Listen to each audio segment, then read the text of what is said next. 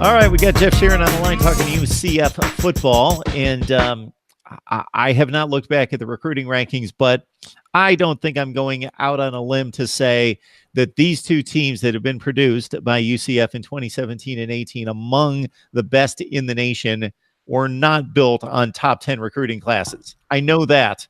The current class is at number 57. If I was talking to an LSU guy or a Michigan guy or an Ohio State guy, they would be completely flabbergasted and alarmed. What's going on with our football program? There's no way we're going to be able to compete. We get the 57th rated recruiting class. But I'm talking to Jeff Sharon covering UCF.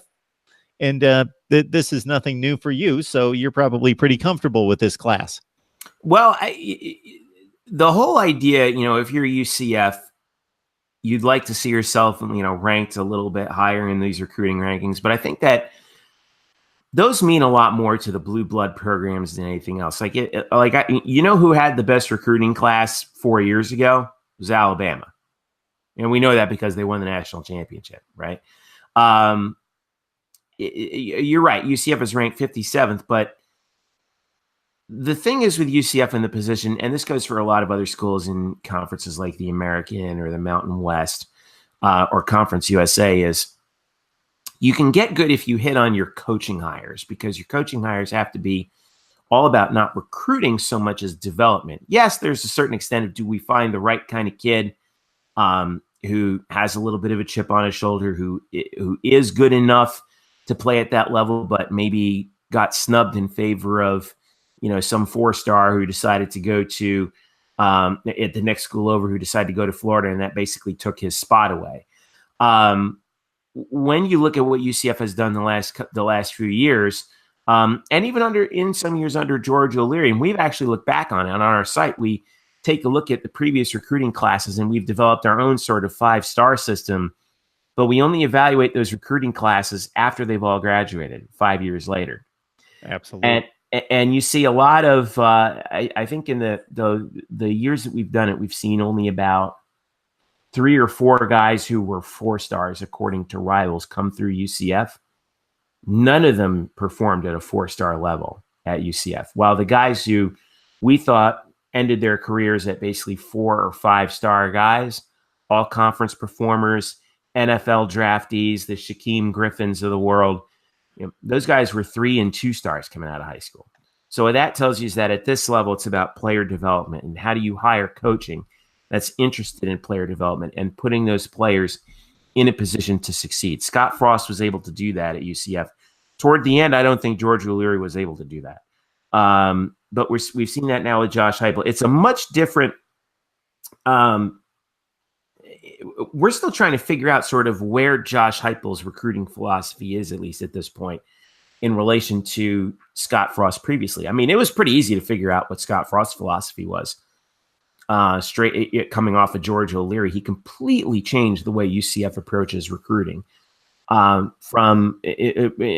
He wants to recruit speed in state, and his sell is, you can go to Florida and sit the bench for 3 years and maybe get a shot in your redshirt junior year or your senior year, or you can come here and play right away and play in our offense, which is a lot more up-tempo, which is a lot more fun.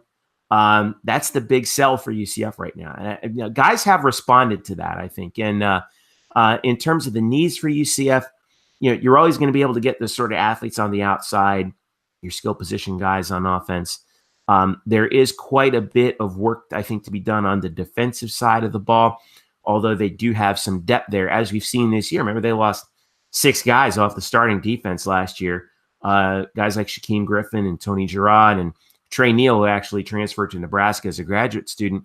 But they've been able to replenish that this year. I think UCF feels pretty good about their defensive depth. Right now, I think that the main concern is, how do we make sure we replenish that offensive line a little bit? Because these were a couple of this was a unit of guys who, some of which were freshmen when that 2015 winless season happened. For us, came in, they developed into the best offensive line in the American, or at least the second best. I think we need to give Memphis a lot of credit for the job that they've done with their O-line. But how do you replenish the offensive and defensive lines, which have been, I think, which are going to be the hardest hit by graduation this coming year. So the more guys you have at your disposal to reload, the better. And I think and UCF does have some size coming in. They got guys like Alan Adams from Orange Park, who's 6'5", 300. Guys like, just looking down the line, you also have Miles Dickens coming up from Deerfield Beach, and you see a lot more Florida kids than you used to. Not that UCF didn't recruit Florida before, but we didn't recruit Florida well. Now we're one of the names on the top of mind in the state of Florida, and I think that's really appealing to a lot of these kids coming in. So the sophomore, junior, and senior classes on the current roster ranked 65th, 71st, and 55th in the national recruiting rankings. And obviously they have produced 2 undefeated seasons with 2 American Conference championships. Yeah, I think that's basically beating the curve. I'll have to add UCF to my dissertation when I go into player development, and usually use Michigan State and Wisconsin, and to a lesser degree Kansas State as my prime examples, Stanford as well. But UCF is beaten those 3 or 4 schools based on the productivity over the last 2 years from those classes. You mentioned some of those. UCF, Boise, and Fresno, and Houston, I think, to an extent. Those are the schools that, when you do that doctoral dissertation, those are the ones I would put right at the top. We got Keenan Hester. He is the top-rated player in the class right now, the 43rd rated defensive tackle in the country out of St. Petersburg. 19 hard commits, 12 of them out of the state of Florida, as you might expect.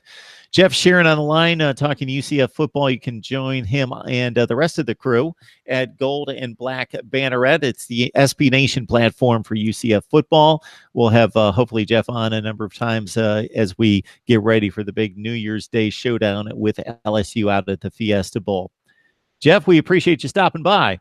Mark, always good to talk to you. Enjoy I saw some snowflakes on the window behind you there.